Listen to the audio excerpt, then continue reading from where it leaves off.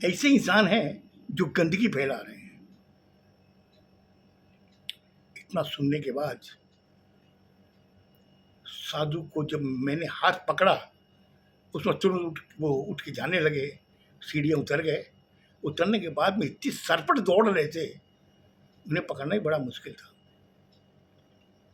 उस समय मैं अपनी मामा को देख रहा था। मेरी मामा जी उम्र पाए हैं, उस हिसाब से उन्होंने समझदारी भी है उनमें। अब आप सोचिए कि ये समाज की कुरीतियां हैं, रीतियां भी हैं। क्योंकि कहीं भी आप शिविर में आप जाइए, वहां देखेंगे कि हजारों में 900 कम से कम महिलाएं होंगी, कोई 100 के बराबर आदमी होंगे जो वो महिलाएं उनको जोर जबरदस्ती करके लेके आई है कि महात्मा जी आए, उनका प्रवचन सुनिए।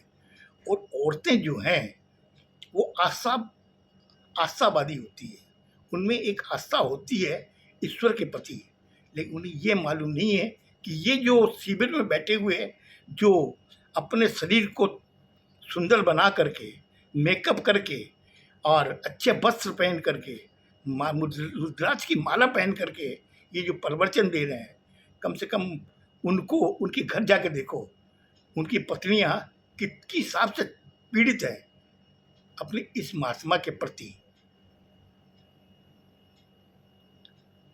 ये समाज की कुरीतियां हैं।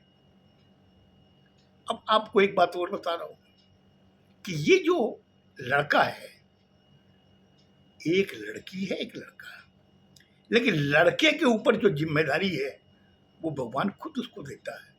जो जो जिम्मेदारियां उस पर आती है, त्यों त्यों उसमें हिम्मत आती है। लड़कियों में भी वो हिम्मत आ सकती है अगर उन पे वैसी जिम्मेदारियां पड़े।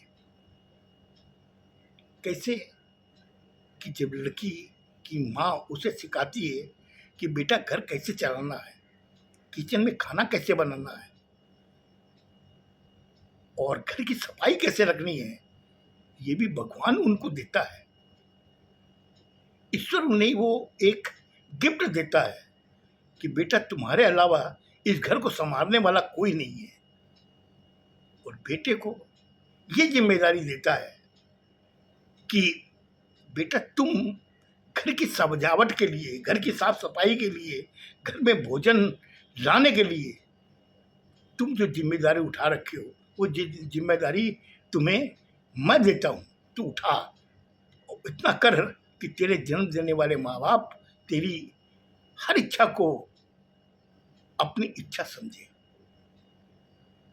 वो बेटा भी वही जिम्मेदारी उठाते हुए माँ बाप की हर इच्छा को अपनी इच्छा समझ करके वो निछावर करता है। वो हंसते हंसते, ये नहीं कोई क्रोध में, हंसते हंसते करता है, क्योंकि ये मेरे जन्म देने वाले माँ बाप हैं।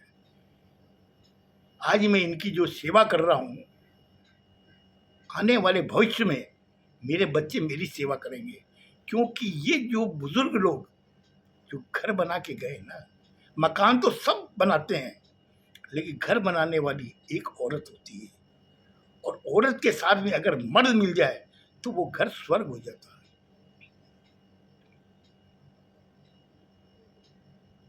हो सकता है कहीं मैं गलत हूं, लेकिन समाज की कुछ कुरीतियां हैं कि उस इन लड़के को कोई भी जिक्र नहीं करते, उसके बारे में, उसकी अच्छाइयों के बारे में बताते नहीं है। अगर कोई लड़की अपने पियर चली जाती है तो 10 आदमी ये कहते हैं कि लड़के का कहीं दूसरी से चक्कर था। अरे वो लड़के को पहली बात तो ये समझ में नहीं आता है कि वो किसकी सुने, समाज की सुने, माँ बाप की सुने, अपनी औरत की सुने, या अपने बच्चों की सुने। सुनने में उसका आधा टाइम निकल जाता है। और इधर में समाज में ऐसी कुरीतियां हैं कि लड़की पियर आ गई तो गांव वाले ये बोलते हैं जरूर लड़की में कोई कमी है, नहीं तो इतना अच्छा वर मिला था, क्यों छोड़ के आ गई। उस समय समाज वाले आके उसको यही कहते हैं कि बेटी चिंता मत कर, ठीक है वो अच्छा नहीं था, दूसरा अच्छा मिलेगा। अरे कोई बाजार है क्या? जब बाजार में जाओगे ये आलू अच्छा नहीं मिला तो दूसरा जाके दूसरे बाजार से आलू ले आओगे। अरे ये जिस समय पंडित दोनों की शादियां करवाता है उस समय 7 फेरे देता है, और 7 फेरे में 7 जन्म के बारे में बताता है, और 7 वचन देते हैं एक दूसरे के प्रति कि तुम्हें घर देखना है।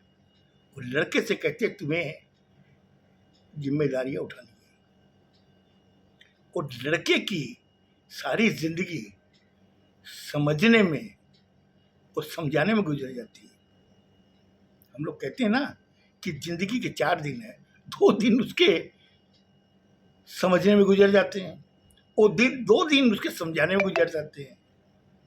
कभी माँ आके कहती है कि बेटा बच्चों को समझा, कभी बाप आके कहता है तेरी मम्मी आजकल बहुत खिटखिट करने लगी, बेटा उसको समझा। बहू कहती है कि सास जो है वो काफ़ी मेरे को मतलब कि तंग करती है हर काम के लिए, थोड़ी देर पलंग पे लेट भी नहीं सकती।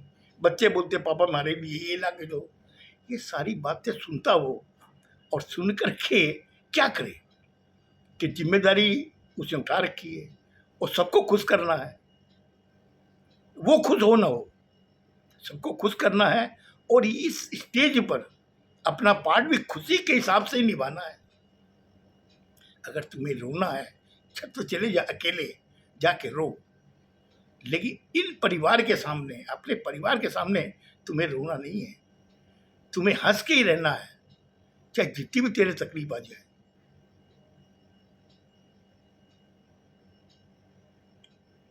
भाई साहब सारी बातें सुन रहे थे, उन्होंने कहा कि भाई साहब आपने ऐसी सी बातें बताई है जो हम लोगों ने आज तक कभी नहीं सोची।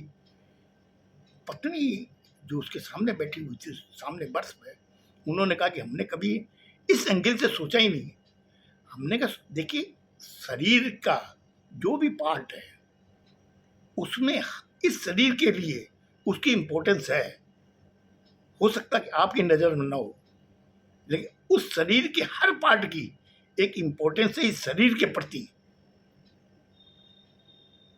बोले भाई साहब बताइए ना आखिर क्या चीज़ है, क्या पार्ट है। अब ये मैं आपको कल बताऊंगा, सुनिएगा, आपको अच्छा लगेगा। क्यों कि मैंने जो सब्जेक्ट चुना ना, समाज की रीतियां और कुरीतियां, ये कल बताऊंगा आपको। खुश रहो, स्वस्थ रहो, धन्यवाद।